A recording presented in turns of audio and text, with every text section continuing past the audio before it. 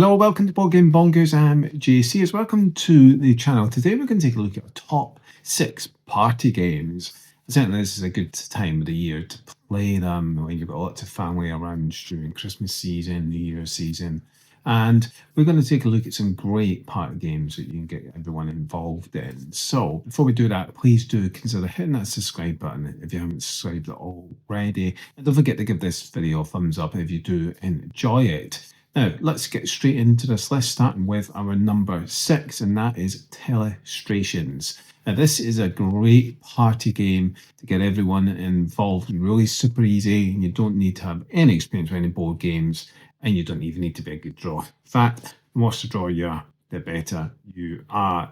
Well, the better the game will be. Let me explain how the game plays. Really super simple. So, starting player takes a card, they choose a word, and then roll a die to determine the words on that card. And then you'll write on the pad that word, then draw a sketch relating to it. Then you pass the pad to the next player, who looks at a sketch, and then on the next player will write a word for what they think the picture is. And you keep doing that all the way around until you've filled the book in. Or everyone's had a chance to input either a sketch or a name. Now, once you've done that, you'll then go through the book and you flip over the pages to show what everyone's put. Super silly, super fun, absolutely brilliant. I've played this with lots of non-gamers. They've had a blast, and it's one of the games I do remember playing because it's so much fun. And you don't need to be a good drawer.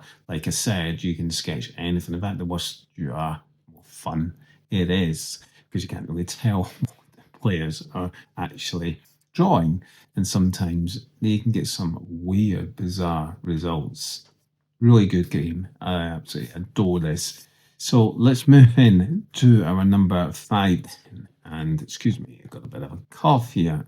There's a cough away.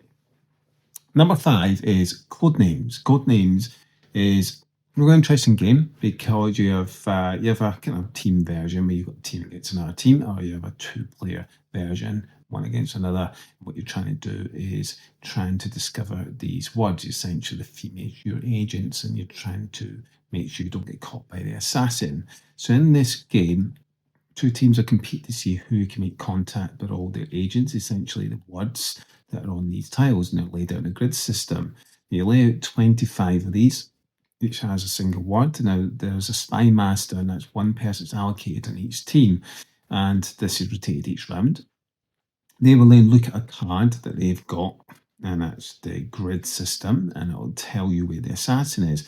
And what you're trying to do is you're trying to give clues, one word clue that relates to several different cards. So, for example, you might say bread free. So there might be 3 tiles there, or cards there, relating to that one word. And you're trying to get your team to discover what those words are without getting the assassin. Now, a clue can vary. You can have as many as you like. So, for example, as long as it's one word, you can have any associated number, and the number means how many cards relate to that clue. And you will keep doing that and going around until you have discovered all of the clues. Of course, trying to avoid the assassin. If you've got the assassin, you're out. Super fun game. And this is really enjoyable. Again, I've played this with lots of non-gamers, and they've enjoyed it. They've had a blast with this, especially those who like that ease of play, and that sometimes when you know your partner really well, it's much easier for them to know what you're thinking rather than random people. But I've played this with various different types and crowds, and everyone's had a great time with this. And it's really interesting to go, do I give them a hard one? But I would give them too hard, too obscure, they won't get it. Do I give them a really easy one and perhaps just get them to guess one card and keep it quite safe? But of course, the other team will run away and win, won't they, if they get more cards, discovered words. Really fun game. Highly recommend it. Definitely check out Codenames. Now let's move in to our number.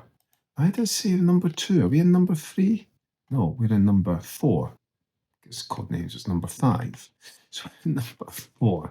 And as I cough away, and this is the time of the season when you catch things, number 4 is Ready, Steady, Bet. And this is Yes, a little bit of gambling. There is fun gambling in this game. Let me explain. So, in this game, it'll be played over 4 rounds, and during each race, players will place their bets tokens on the board while the race is going on. So, now after each race, the player who wins or loses money for each of their placed bets. Now, it depends on obviously where you place them and where your horse position is. Now, there are a couple of different race games out there in terms of betting and looking at that and watching videos online or on a DVD, for example.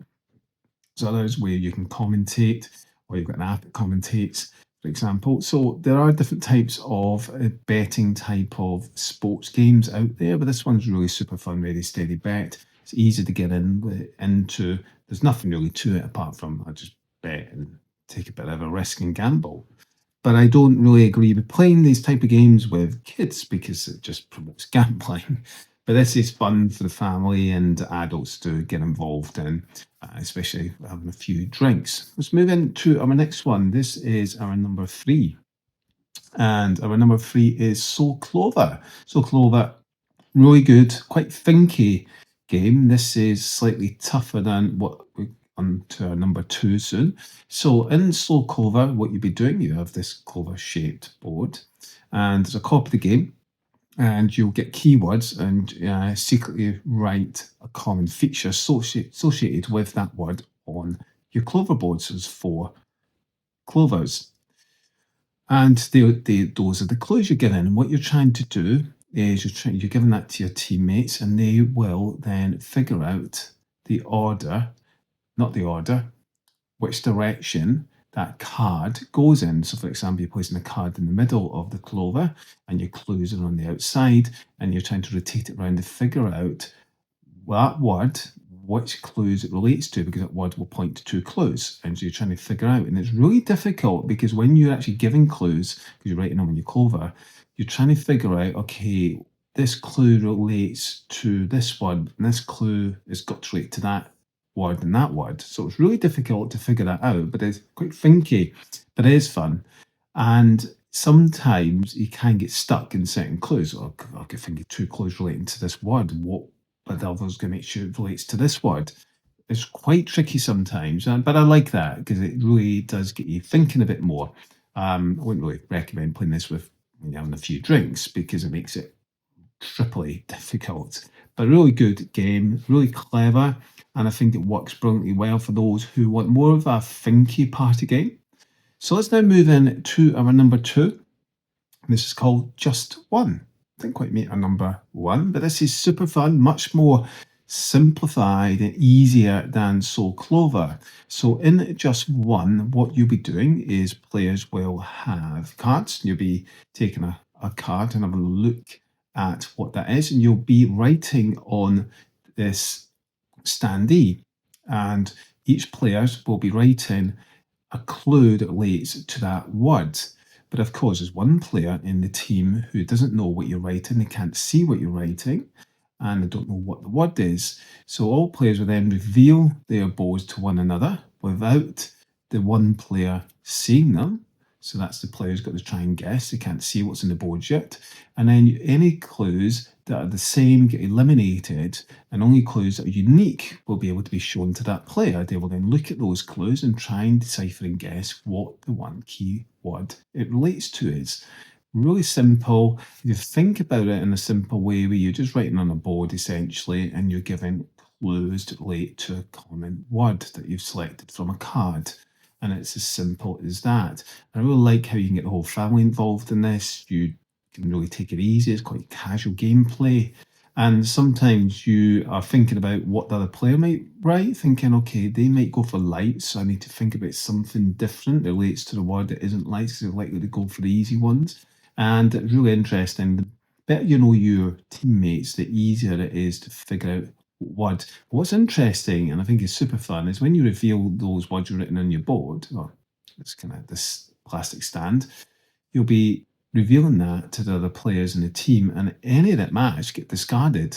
So when they get discarded, it makes it much, much more difficult for that one player to try and guess what the common word is. Really do enjoy this, and I think this is really fun, much more relaxed and so clever. So let's move in to number one. And this has replaced codenames for many. This is Decrypto. Now, Decrypto is a game all about deciphering a code. But of course, as the opposite team, you can try and capture that code and intervene. So how does it play? Let me explain. Really simple. Decrypto is competed by two teams. We've got two teams, but like codenames. And you'll be trying to guess the coded message, which you can't see, but does get revealed over time. And that's presented to them by their teammates. Now, what you're trying to do is make sure the opposing team does not intercept that code, because they can. So you've got to be careful. Now, so each team has their own screen. And in the screen, you tuck 4 cards in the pockets numbered 1 to 4, because that's going to be a code. Now, you're letting everyone on the same team see the words on these cards while hiding them from the opposing team. Now, one team member will take a code card that shows 3 digits, 1 to 4 in some order. So it might be 421, for example. They then give a coded message to the teammates, who must then guess this code. So, for example, the teammates' 4 words are pig, candy, tent, and sun. Then you might say Sam stripped pink, and hope that your teammates correctly map these words from 4 to 1. And that's essentially what you're doing. So it's like code names done in a different way. And this, for many, is taking over code names is the number one kind of word game to have in part collection. It is a lot more thinkier than some of these other party games that we've got, and that's why we're trying to get this list together to have a bit of a mix. And this is certainly one that's really super fun to play in, a little bit of thinkiness. And it's not so thinky. I think So Clover's perhaps a bit more thinkier than this one, but it's certainly one, it's highly enjoyable and definitely recommend them all.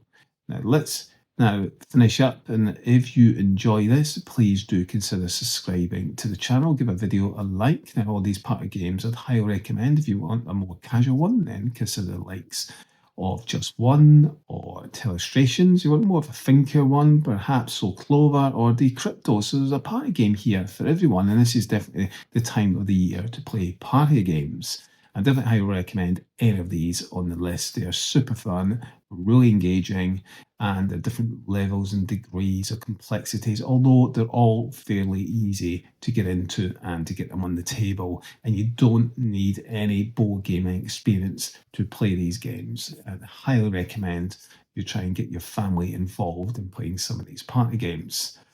Until next time, my name's Jay Sears. Take care. This is Bonkers.